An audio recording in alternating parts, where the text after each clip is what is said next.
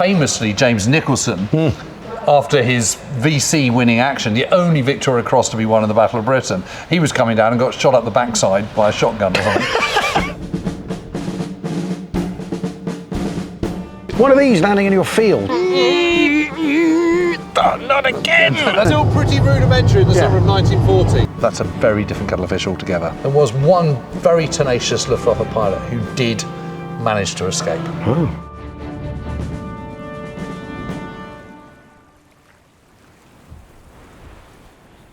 Welcome to Walking the Ground with me, Al Murray, and James Holland. And as you can see, we are not walking. We are entirely static. Yeah, we're lounging, aren't we? We're in a dispersal lounging hut. in a dispersal hut. So it's entirely in keeping with the subject matter. Yeah. And in this episode, we want to look at, well... What happened to people when they were captured, when they were shot down? Yeah. If you were lucky enough to survive being shot down.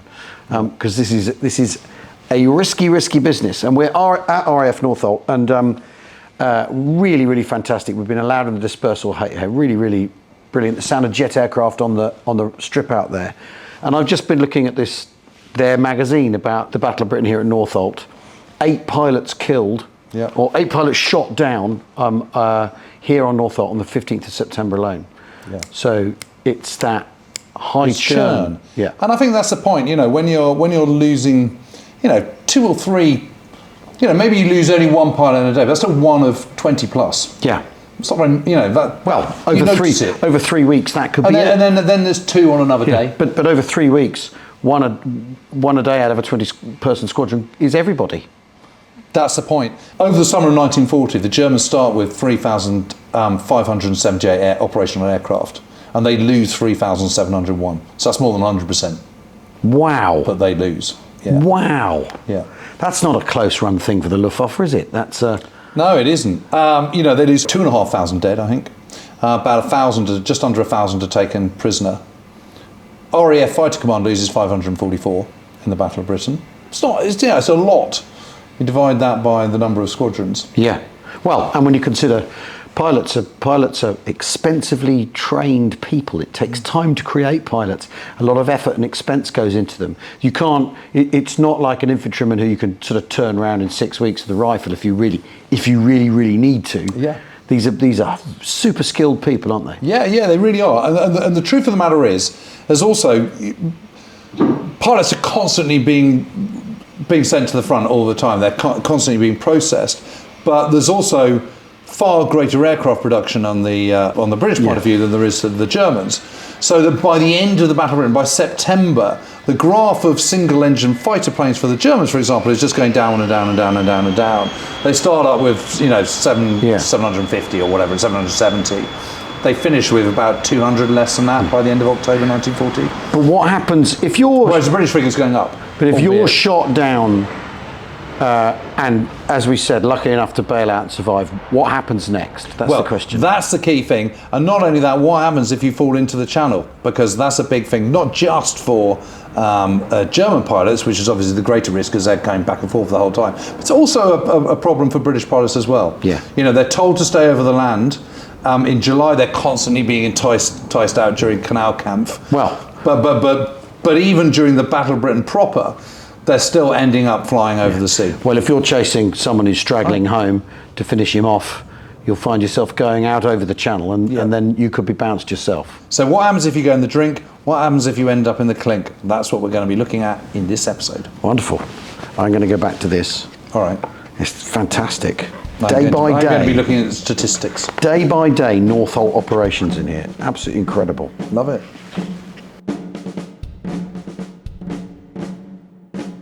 I love this display. I don't know about you, because this is based very directly on a photograph of a Messerschmitt that's put down at 109. Well, it is indeed that same aircraft. That's what's so brilliant about it. Yeah, with its bent prop and everything. Yeah, it's completely brilliant. I mean, German aircraft were coming down all over the place in Britain in the summer of 1940, as were British aircraft, of course, as well. Yeah. But really, there was no chance for the Germans. Yeah.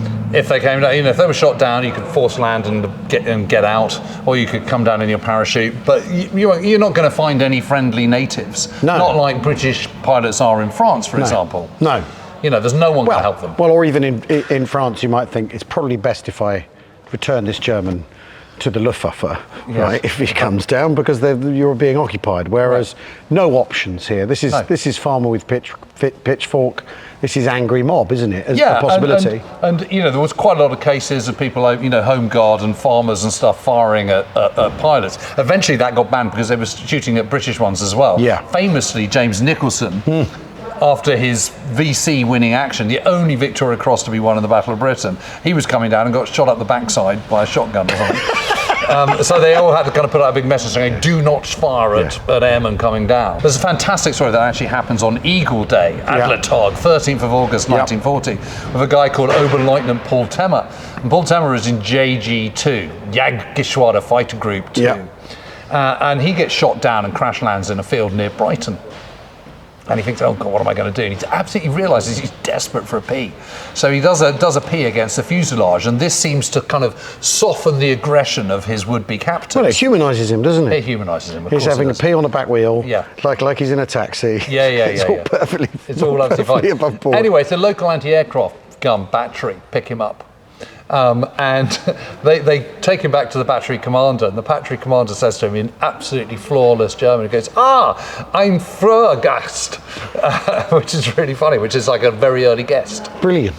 Ein Feuergast. Yes, in Feuergast. Anyway, so he he says, well, we better call up the local anti-aircraft, Royal Artillery Command. But while we do that, we'd like some breakfast. And Temmer thinks, well, I can't be seen to be, ungracious. Well, no, he thinks, first of all, I better not, wouldn't be the seemingly right thing to do. So he says, oh, no, thank you, but no. And then a big plate of sort of ham and eggs comes in and bacon, and he smells it, and he thinks, well, all right, perhaps I could just toy a little bit. So anyway, so he has a breakfast.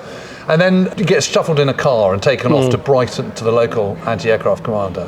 And he says, oh, well, we're not quite sure what we're going to do with you, but, it's probably time for breakfast, isn't it? So he has to eat another breakfast. He has another breakfast, and by this time he's starting to feel really full, but thinking, well, these British are quite hospitable. And then they don't know what to do with him, so they then send him to the RAF up at Farnborough. Yeah. And that's a 50-mile drive. So they put him in a car, drive him off to Farnborough, and he gets to Farnborough, and they go, well, it's probably time for breakfast. Would you like something to eat? And again, by this point, he just thinks, well, I can't possibly say no. Also, so he doesn't want to offend anyone by saying no to a breakfast. He thinks, this wouldn't work out for him. So he has 3 breakfasts. God, wow, I mean, almost worth getting shot down, isn't it? For a triple Frühstück. Yeah, well, it's... but also, you're alive. Yeah. I mean, you're doing well crash landing in one of these and coming out unscathed, aren't you? Because a forced landing. A forced landing with your undercarriage up so you don't flip over and everything. You're really taking your life in your hands here. Yeah. But for the most part, they're quite surprised by how well they're being looked after. For the most part, there are occasions where, famously, that once the Blitz begins, there is a Luftwaffe pilot who gets murdered basically by locals in just outside the Oval cricket ground in South London in Lambeth. Yeah. But for the most part, they're treated pretty well. Yeah. And although, if someone came down in your field and I don't know, they ended up dying, you wouldn't necessarily admit to it, right? There may be some murky tales that we don't know of, right? Because after all, this is one of these landing in your field. Yeah. This is a thing that's never ever happened before. This is a sci-fi. Well, you may well be right. Bleeding edge of modernity moment. We just don't know, do we? But what we do know is that for the most part, they're looked after quite well. The officers are taken to a place in northeast London called Trent Park, where they're interrogated and so on. And then more of that later. But for the most part, they're kind of put into camps, first of all in Britain, and then they're mainly shipped to Canada. Yeah. For them, the war is over and they see out the rest of the war. But not everyone. And some people, there was one very tenacious Luftwaffe pilot who did manage to escape. Oh, wow. And actually, we're going to go and follow his story next. Despite being weighed down with breakfasts, he managed to squeeze between the bars. I think the point was he wasn't offered the breakfast. So, all right, okay. So he had a slightly different take. I can't squeeze through these bars. I've had one too many. Kidneys. Yes. I love it though. It's a great display. This. It's such a good museum. This. It's terrific.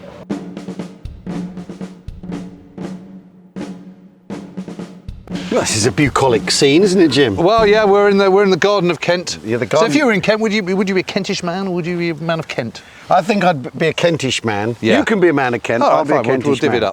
up. But this isn't. I mean, imagine the scene. It's Yeah. September the 5th, 1940. Just somewhere over there, a Messerschmitt 109E. Yeah. Flown by Franz von Werra. Yeah. Is in a bit of trouble. Yeah. He's- Engine failure. Engine failure. Yep. Yeah, that's it. Scheisse! Yeah, that's it. That's exactly. Like that. Yeah, basically. yeah. And down he Then comes.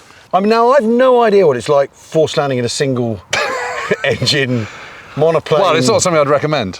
Right. I imagine it's no fun, right? Well, it's quite exciting. I mean, afterwards, if you get out all right, it's you've got all the gain and none of the pain. Well, there we are. And you know, from the point of view of Franz von Werra, the good news is, for him, the war is over. Yeah. He's Or was okay. it? Or was it? Well, this is it. So he's picked up. It's an extraordinary story. It's This. an absolutely amazing story. He's picked up. Yep. And he's obviously he's taken off. He's debriefed or interrogated. Taken off to Trent Park. Yeah. It goes through the entire process. Doesn't give away anything in the interrogation room. Nine. You only get nothing from me. Only on my service number. Yeah. Yeah. And then he's sent to Canada, which Yeah, is over the Atlantic. which is the process. Doesn't get sunk by a U-boat on the way. Yeah. He gets to Ottawa. Yep. And he's on a train, going to the prisoner of war camp, and on the way, he jumps out of the moving train. Goodness. Yeah, rolls down the bank, escapes, just a few light bruises. God in Himmel. Gets across the border. Yeah. While Canada and the Canadians and the British are trying to extradite him from the US. Yeah, because he's entered the US illegally. He's entered the US And illegally, yeah. the US is neutral and Yeah, all all this sort of that, stuff. at that stage, yes. Yeah. This is sort of, late 1940, whatever.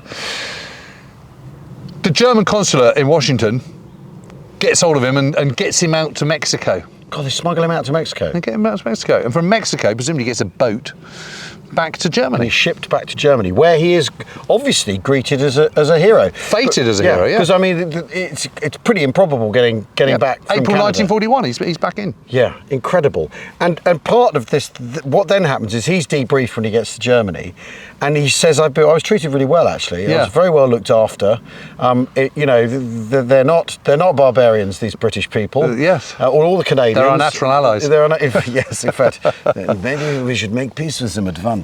But the point is his relaying of his experiences means that the Germans rethink how they should be treating the prisoners of war themselves. So the escape of one pilot actually works out brilliantly for the Allies, because it means Allied prisoners of war get treated better.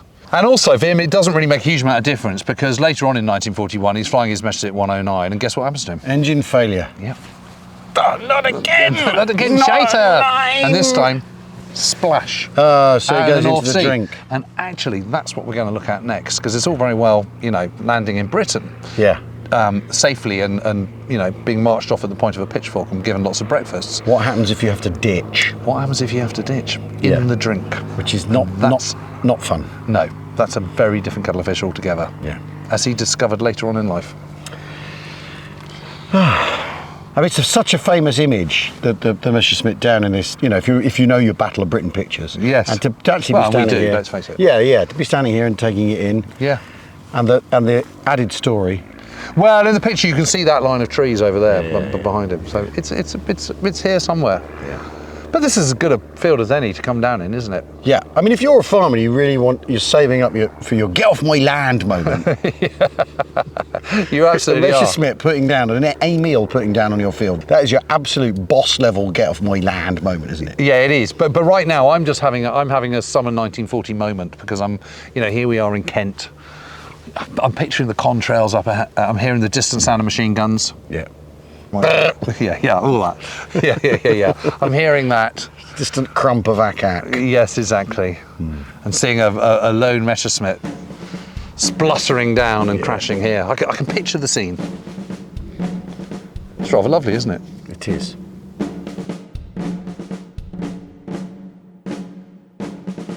Well, here we are, Jim, on HSL 102, high-speed launch. Yeah. The That's acronym. what it says on the tin. I mean, that's a reassuring acronym. There's no guessing there, right? Yeah. And this is a search and rescue boat, basically. Yeah. It was Royal Air built in Force. 1935, but do you know who came up with the concept for the high-speed launch? No. Well, that was T. Lawrence. What, Lawrence of Arabia? Yeah. Wow. Okay. Done the desert. He's done the desert. He switched to water. I mean, that's your fire and ice. Well, he comes back. He writes 7 Pillars of Wisdom. Gets a bit depressed. Then he joins the RAF.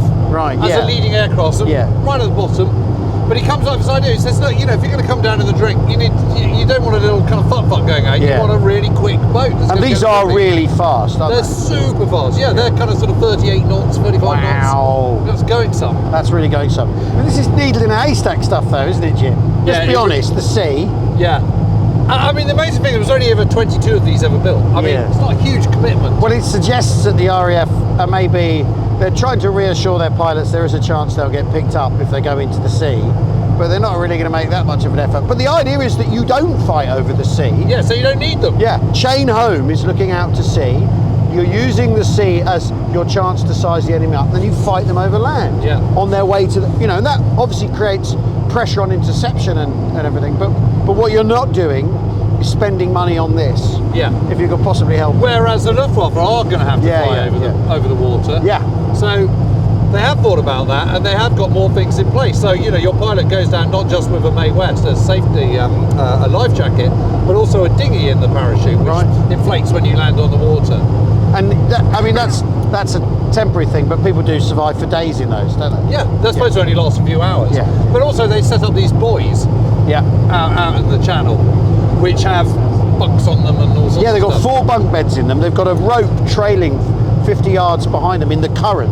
Yeah. So the idea is you put down in the sea knowing where they are, try and land near one, you get your compass out, you take a bearing, I suppose, roughly on where you are, you paddle over to it, you haul yourself in, and then there's a beacon and they come and get you in a flying boat. Yeah, I mean obviously that only works if you've got a plane that you can gently bring down into the water and have some control over. I mean obviously you're plummeting and you're bailing out, you're on your own. But they also have dye as well, so they can release the sort of big yellow patch, so it makes them easier to see. Yeah. But all these things, I mean, the bottom line is the vast majority are not being picked up. I mean, more Luftwaffe pilots are being picked up than British pilots. I think the best day that the RAF has is the 26th of August, when 5 are picked up. Oh. But that's not huge. You wonder how many pilots then are out to sea who've gone in and have survived that bit and then die in the water because they aren't rescued. Oh, it's just horrendous. A bitter picture, isn't it? Yeah, it's a terrible picture, and people getting washed up on beaches sort of days later and weeks later and so on. But this one, I think, rescued around 40 over the course of the war, because the RAF get better at it. Yeah. I mean, like a lot of things in the Battle of Britain, this is still a proving ground. They're testing, they're kind of learning as they're going along. But so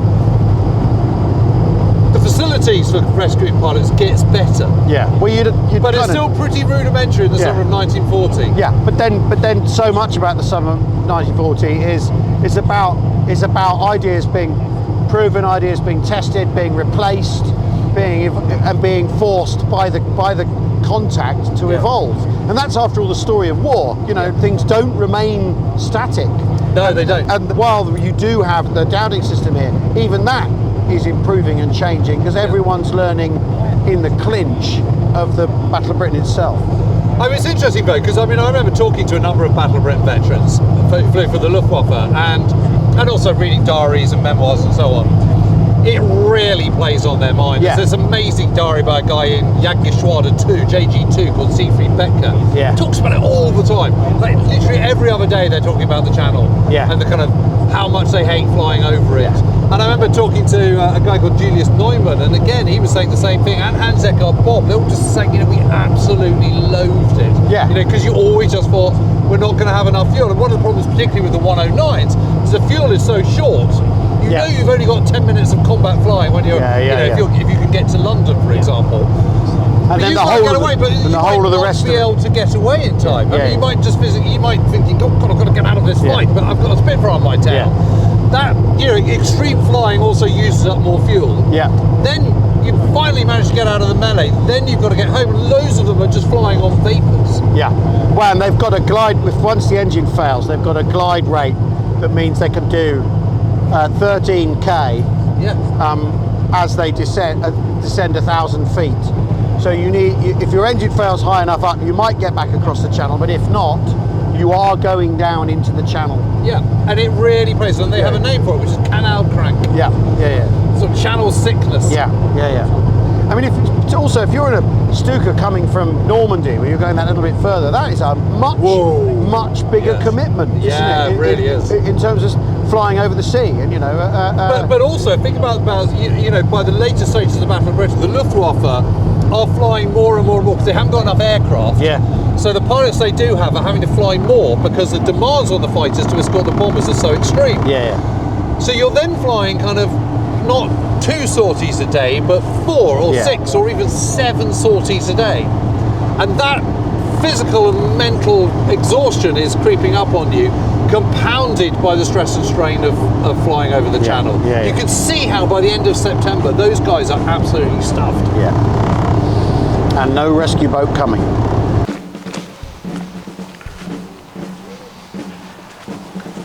Well, so we've looked at what happens if you're captured, if you go in the drink, if you ditch.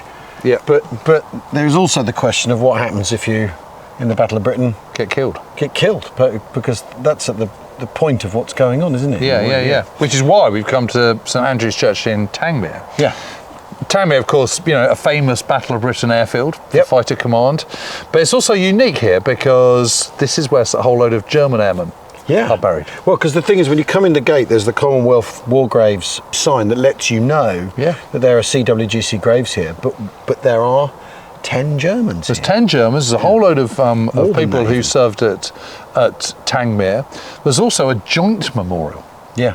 Which I think is really, really interesting. That is interesting. So what would generally happen to the Germans is they'd be buried to the nearest church where they come down, where they get killed. Yeah. The crash site or whatever. And then they were disinterred at the end of the war and taken to Cannock Chase up in Birmingham, where there is a German cemetery. Right.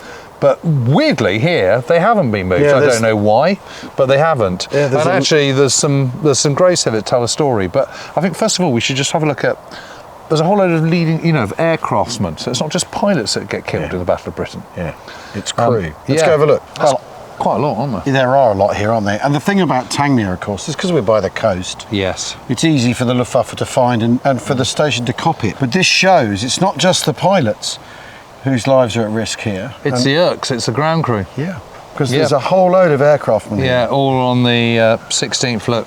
Yep. Yep, he's 20. Yeah. Yeah, so obviously Tangmere is taking a pasting that day, isn't it? Yeah. Yeah, it tells a story, doesn't it? It does. Leading aircraftmen, all these people. Yeah. And more in the next row. These are in August, those are in June. Aircraftsman, yeah. Corporal, squadron leader, Hull, DFC. Yeah. And just an airman of the war. Yes, and that's quite peculiar, isn't it? Because the RAF know who everyone is. Everyone that gets an aircraft is on the manifest, isn't it? So you've got to wonder who that is and how that happened. And then here we have this extraordinary memorial. I know, look at that. Let us not forget those airmen of the British Commonwealth and German Air Forces who fell from the skies, either in combat or by accident, and whose grave is the restless and eternal sea. So that's for the fellows who ditched who never made it out. Yeah, all those guys who did come down and weren't picked up by weren't rescued. High-speed Launch 102. Yeah. But these ones over here, there's a story here. I mean, there's a number that were killed on Eagle Day, Adlertag. Yep. But Walter Bickle here, he's from a 4-man crew in a Ju-88 that gets hammered by 41 Squadron 603, I think, or 601 Squadron. Right, Hurricanes.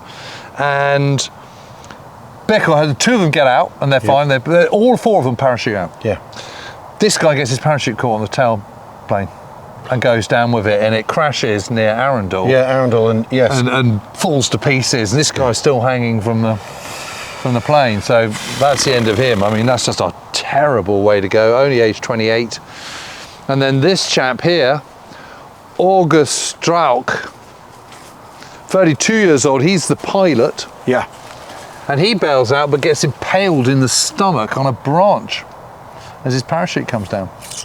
You know, and dies 2 days later, which is why he's on the 15th of August, not Adlertag, Eagle Day.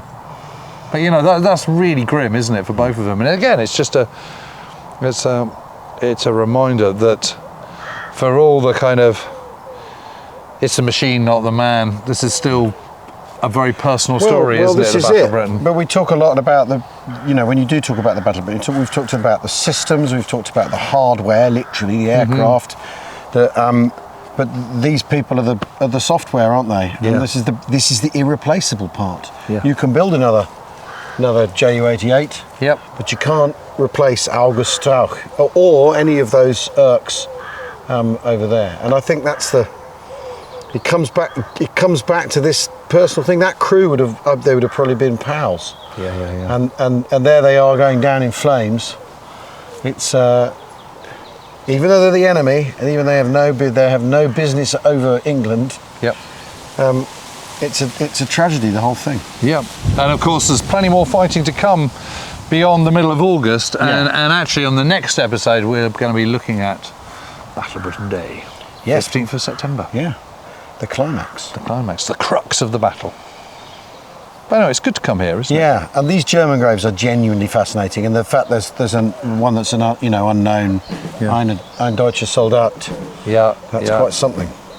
Yeah. Yep, amazing place here.